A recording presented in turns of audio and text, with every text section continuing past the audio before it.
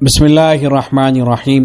مولانا صاحب ایک واقعہ سنا رہے ہیں، اس واقعے سے متعلق یہ سوال تھا۔ میں نے سرسری طور پر یہ عرض کر دیا تھا کہ یہ واقعہ حیات الصحابہ کے اندر موجود ہے، لیکن جب دوبارہ سے اس پہ غور کیا تو میں حیران رہ گیا اور مجھے بہت زیادہ تعجب ہوا کہ جو واقعہ کتابوں کے اندر نقل ہوا ہے وہ کسی اور طریقے سے ہے، اور جناب نے مولانا صاحب نے اس کو نہایت ہی گھٹیا اور بیہودہ طریقے سے بیان کر دیا ہے۔ پہلے واقعے کو سن لیں، اس کے بعد پھر میں اس پہ تبصرہ کرتا ہوں۔ آپس میں صحابہ کرام میں ایسے ایسے مذاق ہوتے تھے، اللہ اکبر۔ ایک صحابی تھے حضرت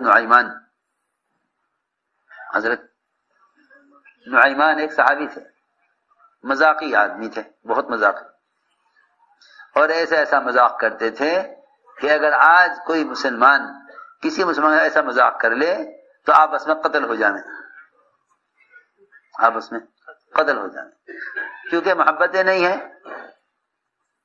اور ایک دوسرے کا مقام پہچانتے نہیں ہیں۔ وہ مذاقی آدمی تھے، ایسے مذاق کرتے تھے کہ ایک بڑے میاں نابینا کہنے لگے نعیمان سے کہ مجھے پیشاب کا تقاضا ہے، مجھے کوئی جگہ بتاؤ پردے کی جہاں میں بیٹھ کر پیشاب کر لوں، جہاں میں پیشاب کر لوں۔ حضرت نعیمان کو مذاق سوجی، نعیمان کو مذاق سوجی۔ بازار، ایک طرف بازار تھا، بازار کے سامنے اونچا ٹیلا تھا، ٹیلے پر لے گئے اور بازار کے رخ پر بٹھایا بڑے میاں کو اور کہا بڑے میاں پیشاب کر لو۔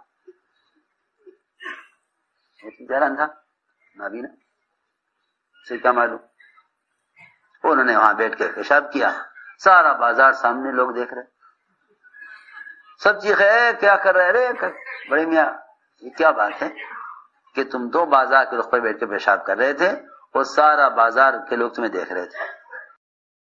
لا حول ولا قوت الا باللہ، کس قدر بھونڈے اور غلط طریقے سے واقعے کو بیان کر دیا گیا ہے۔ حیات الصحابہ کے اندر یہ جو واقعہ نقل ہوا ہے وہ اس طرح سے نقل ہوا ہے۔ حیات الصحابہ کی جلد نمبر 2 ہے اور صفحہ نمبر 644 ہے۔ وہاں یہ واقعہ اس طرح سے نقل ہوا ہے کہ ایک صحابی تھے حضرت مخرمہ بن نوفل، نابینا آدمی تھے، 115 سال ان کی عمر ہو چکی تھی۔ ایک دن وہ مسجد میں پیشاب کرنے کھڑے ہوئے تو لوگوں نے شور مچا دیا۔ حضرت نعیمان ان کے پاس آئے اور انہیں مسجد کے کونے میں لے گئے اور ان سے کہا کہ یہاں بیٹھ کر پیشاب کر لو، اور انہیں وہاں بٹھا کر خود وہاں سے چلے گئے تو لوگوں نے شور مچا دیا۔ پیشاب کرنے کے بعد انہوں نے کہا کہ تمہارا بھلا ہو، مجھے یہاں کون لے کر آیا تھا؟ لوگوں نے کہا کہ نعیمان لے کے آئے تھے۔ یہ آخر تک قصہ ہے، یعنی صرف اس واقعے کے اندر اتنی بات ہے کہ وہ جو نابینا صحابی تھے مسجد کے کونے کے اندر پیشاب کر رہے تھے، تو جو حضرت نعیمان تھے انہوں نے اس کونے کے بجائے دوسرے کونے میں ان کو لے جا کر بیٹھا دیا۔ اس قصے کے اندر یہ ساری باتیں نہیں ہیں کہ ایک طرف بازار تھا، بازار کے سامنے اونچا ٹیلا تھا، ٹیلے پر لے کر چلے گئے حضرت نعیمان اور بازار کے رخ پر بٹھایا بڑے میاں کو اور کہا کہ بڑے میاں یہاں پیشاب کر لو۔ انہوں نے وہاں بیٹھ کر پیشاب کیا، سارا کا سارا بازار، وہاں جو سامنے لوگ تھے وہ سب کے سب دیکھ رہے تھے۔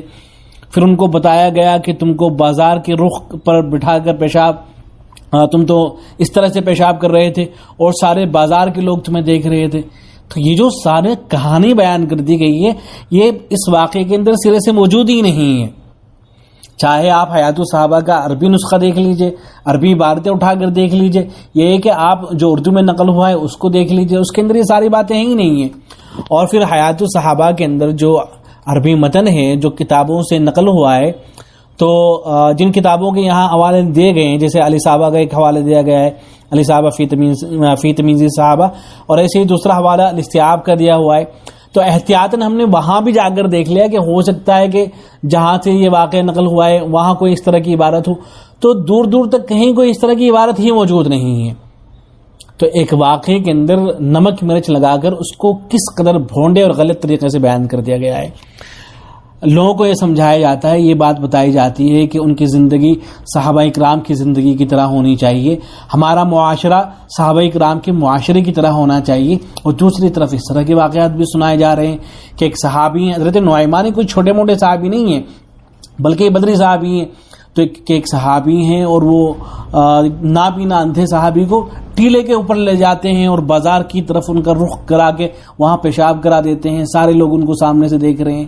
یہ ساری باتیں جو ہیں صحابہ کرام کے حوالے سے بیان کی جا رہی ہیں. تو کس قدر غلط اور بھونڈے طریقے سے بات کو بیان کر دیا گیا ہے. مودودیوں کو تو رات دن کوسا جاتا ہے، ان کو بھلا کہا جاتا ہے، شیعوں کے بارے میں کہا جاتا ہے. کیوں کہی جاتی ہیں ان کے حوالے سے یہ باتیں؟ اس لیے کہی جاتی ہیں نا کہ مودودی صاحب کی جو ہے ان کا جو قلم تھا وہ صحیح رخ پر نہیں تھا، وہ غلطی کیا کرتے تھے، واقعہ کچھ اور ہوا کرتا تھا وہ کچھ اور بیان کر دیا کرتے تھے. جو انبیاء کرام ہیں ان کے حوالے سے بات کچھ اور ہوا کرتی تھی، نقل کچھ اور کر دیا کرتے تھے. تو بالکل آج جناب بھی یہی کر رہے ہیں، واقعہ کچھ اور نقل ہوا ہے، کتابوں کے اندر کوئی اور دوسری بات نقل ہوئی ہے، اور یہ اپنی طرف سے کہانی گھڑ کر جو ہے سنا دے رہے ہیں. اللہ رب العزت ان کو ہدایت سے نوازے اور عقل سلیم عطا کرے. والسلام علیکم ورحمۃ اللہ.